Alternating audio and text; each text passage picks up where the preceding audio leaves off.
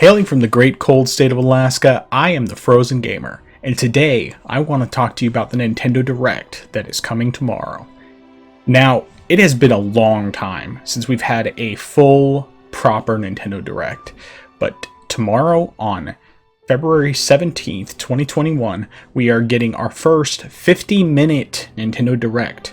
Now, Nintendo has said that this Direct is going to be focusing both on games that are already out, such as Super Smash Bros. Ultimate, which means, of course, we'll get a fighter reveal, but also on additional games that are out, and focusing on games that are releasing in the first half of 2021. Now, I do want to say one thing. For starters, I do think the fact that they're saying that it's focusing on the first half of 21 means that is the primary focus, but not that it's the only thing we're going to see. I do think we're going to see more, and so today I want to give you my predictions for what I think we're going to see tomorrow. Now, first of all, one of the main things that I think we're going to see is we are going to get some third-party reveals. Some of these are honestly kind of pipe dreams, potentially, but at the same time, we've been surprised in the past. So I do think that one of the things we're going to see is we're finally going to get that Assassin's Creed Ezio trilogy. I predicted this last year when I did the Direct predictions before we actually had any sort of Direct, and of course it did not come true at all. In fact, most of the predictions that I made did not come true at all, and the ones that did were much later than that first Direct. And even that first Direct wasn't even like a full Direct, so it was just kind of a weird situation. But I do think that we'll probably get this, just because it's something that can be ported without too much difficulty. They've already put out several other Assassin's Creed games.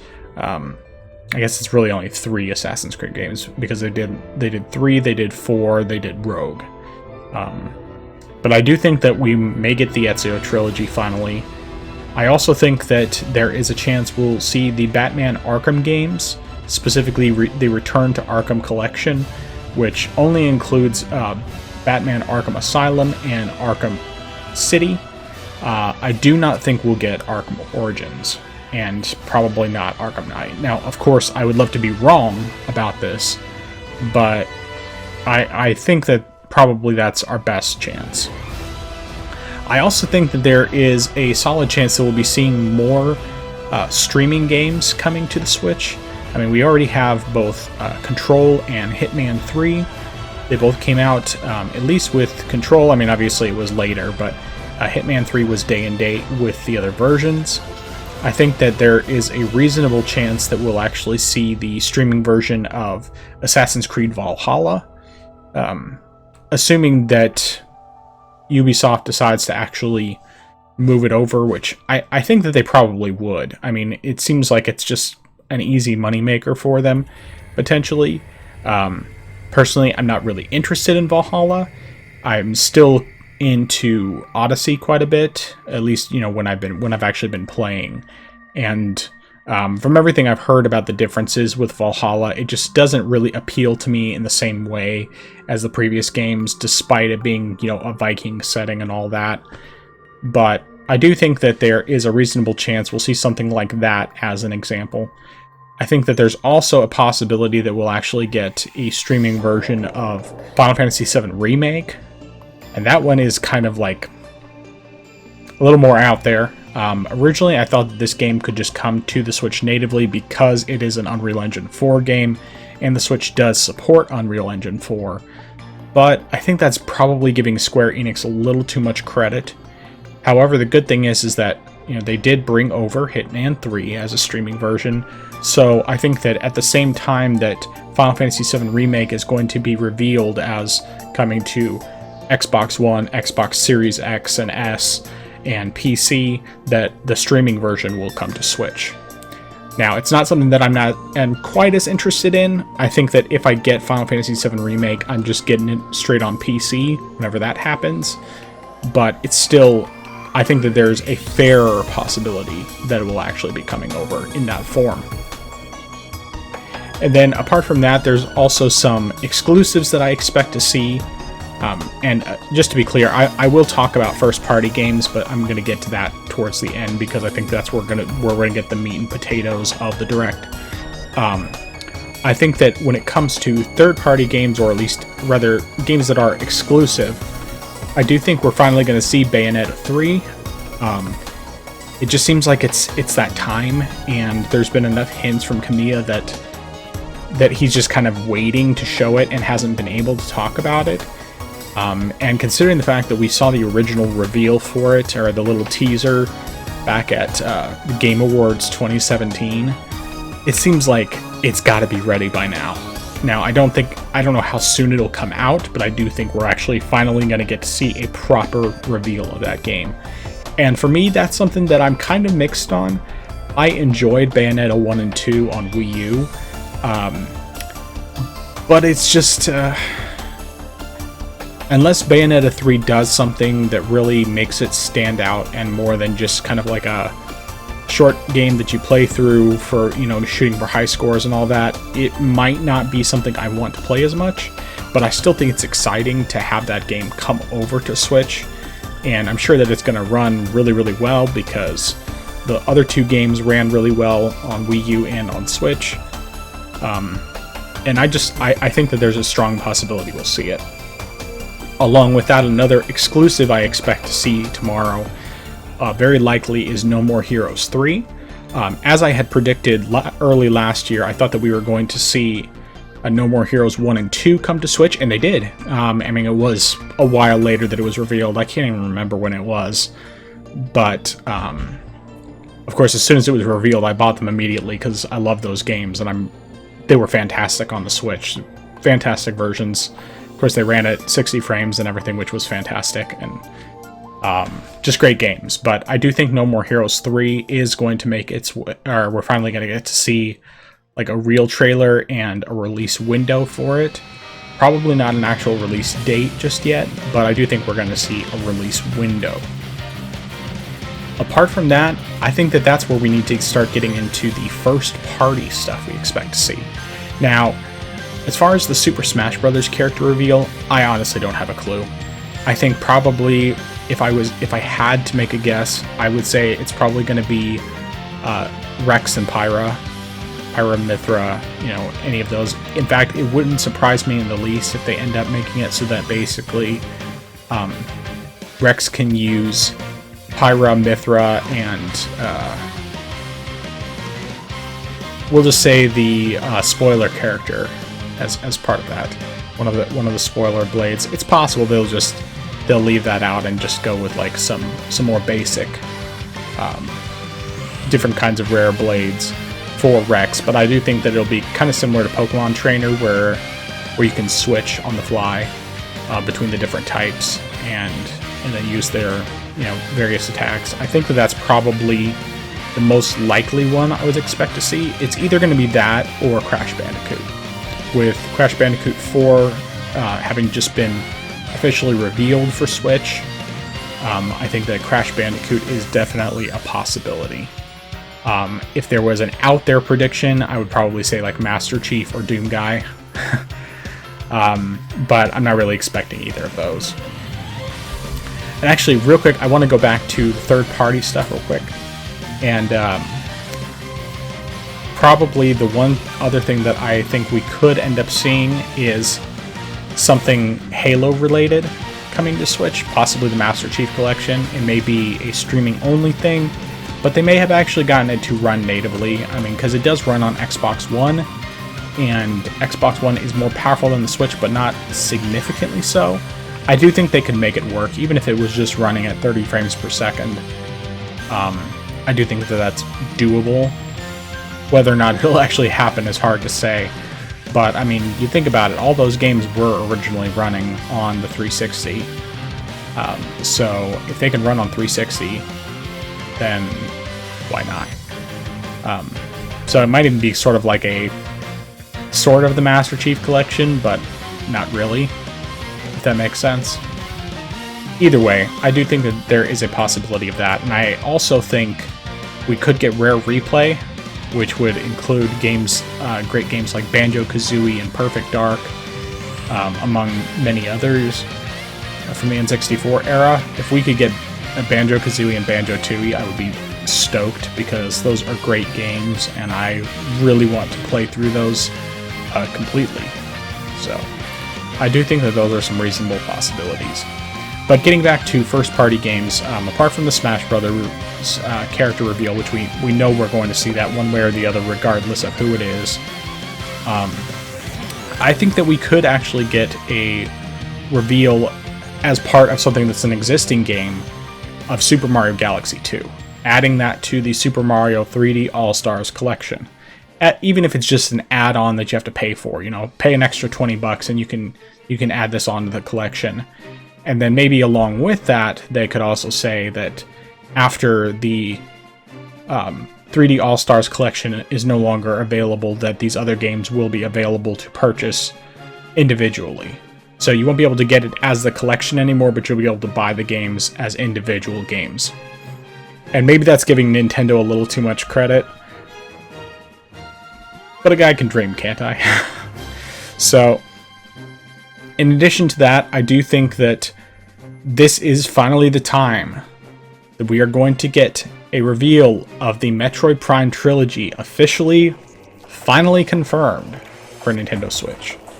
Now, I have no idea what exactly they're going to do with this, whether it's going to be you have a choice between different control schemes, like you could play either GameCube controls, Wii controls, or something where it's more like a typical first-person shooter is on Switch right now, where you have the gyro controls as an optional thing. Or if it'll just be you have one choice and that's it. Either way, I think that they're probably going to do... I think that the most likely thing is that it will end up being either you are just stuck doing the one control scheme, or you can do either the GameCube or Wii controls. And any of those would be great. We'll just have to wait and see.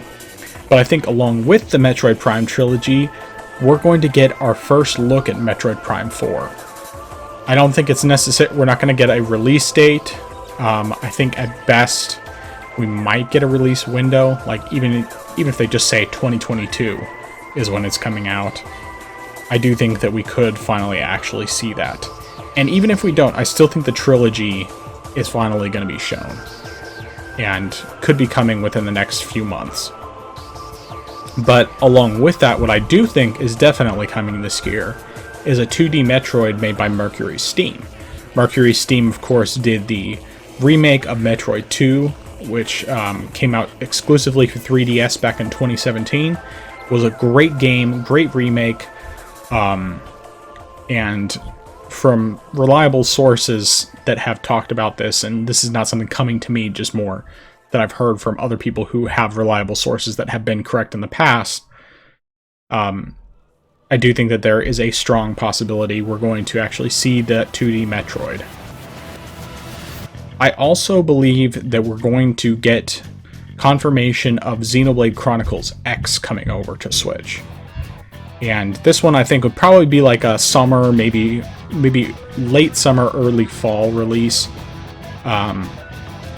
But that'll be a great one assuming it actually does come over. And I think it will. It's more a matter of when than it is a matter of if. I'm kind of mixed on whether or not this will happen. But I think there's a possibility we could finally see a new Mario Kart 9. Or, maybe call it, I guess I couldn't call it Super Mario Kart, but Mario Kart Switch. I'm not really sure what they would call it, but it would basically be, the idea would be that it would be potentially a Mario Kart that includes more Nintendo characters. Maybe even they just call it a Super Nintendo Kart or something like that. But I do think that there is a decent chance that could be the hook they have, is they just decide to finally expand the roster to include additional Nintendo characters. I mean, we already have both Link and Isabelle, and I think the villager from Animal Crossing, if I remember correctly. I'm kind of spacing on whether or not they have that, because it's been a little while since I've played Mario Kart 8 Deluxe, but either way, I do think that we could see something like that, and even if we don't, I still think there's a possibility we could see Mario Kart 9 as like the one more thing at the very end. But lastly, I want to talk about Zelda's 35th anniversary. Now, this is one where I'm kind of unsure on whether or not we'll see anything, because it seems like even with a 50-minute direct, unless they're doing a more rapid-fire announcements like they've done in some previous directs, I mean, unless they really do not take much of any time on each of the individual games, I'm not sure if we're going to see anything Zelda. I really want to, and I do think it would make sense for there to be something Zelda, especially because I guess the 35th anniversary is in March in Japan, if I'm not mistaken. And so, like, yeah, it would be the perfect time for it. You know, do it right before the 35th anniversary starts. Start showing some of the stuff that's coming, even if they don't show everything. Now, of course, the ideal to me would be that they would just do an entire blowout, that they would spend like 15-20 minutes of the direct just showing off what Zelda stuff is coming this year. Because I do think that we're probably going to get Ocarina of Time and Majora's Mask as its own pack.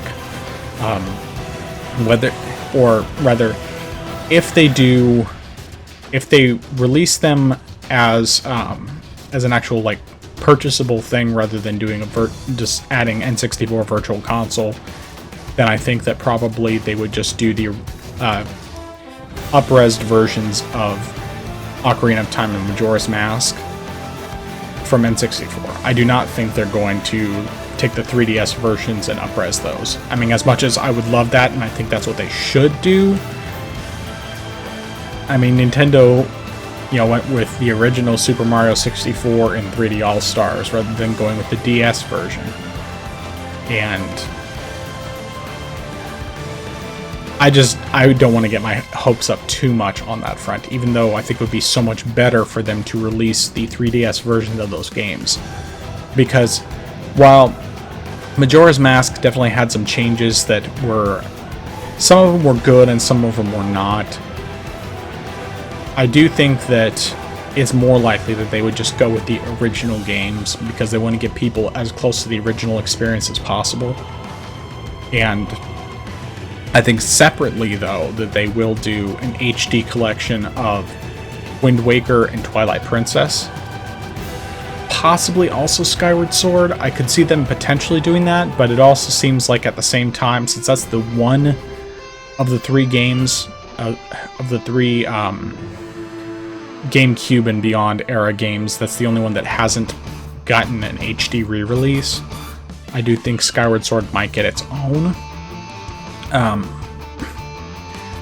The one thing about Skyward Sword that I'm not quite sure about is what exactly they'll do with it. Whether they'll stick with the normal controls, or if they'll actually try to figure out a way to change it up. I know some people have said, oh, well, it doesn't have the original Wii Remote, so it wouldn't work. And it's like, well, that's not accurate, because Skyward Sword basically just used Motion Plus. The only time that you actually had to use the infrared sensor was when you were initially pointing at the screen when you started up the game. That was literally the only time. The rest of the time it was all gyro, which is why you had to hit the button to reset. I think it was hitting the minus button, if I remember correctly. It's been a really long time. Or you'd have to, you know, lay it back down in order to get it reconfigured. But you had to do that a lot because of the fact that it was using the gyro sensor. And since Mario Galaxy on the Switch used the gyro sensor successfully, and that one wasn't even based on gyro to begin with, I don't see any reason why they couldn't do Skyward Sword. Because Skyward Sword was 100% Motion Plus based for pretty much everything, and it was using the gyro sensor. Using the gyro, and there was the accelerometer that was already present within the Wii Remote. So basically just combine the two in order to do that, and all of that already exists within the Joy-Cons. So the Joy-Cons have all the technology you need. So anyway, those are my predictions for the upcoming Nintendo Direct.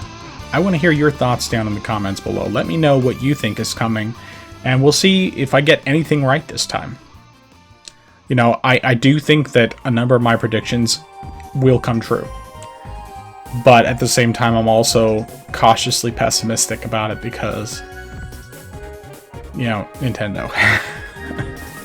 I mean, as much as I love this company, there are times where it's just Nintendo's gonna Nintendo, and we just gotta deal with it one way or the other. So, yeah, let me know what you guys think. I guess we'll see how everything goes tomorrow, and until next time, this has been the Frozen Gamer, and I will talk to you later. Take care.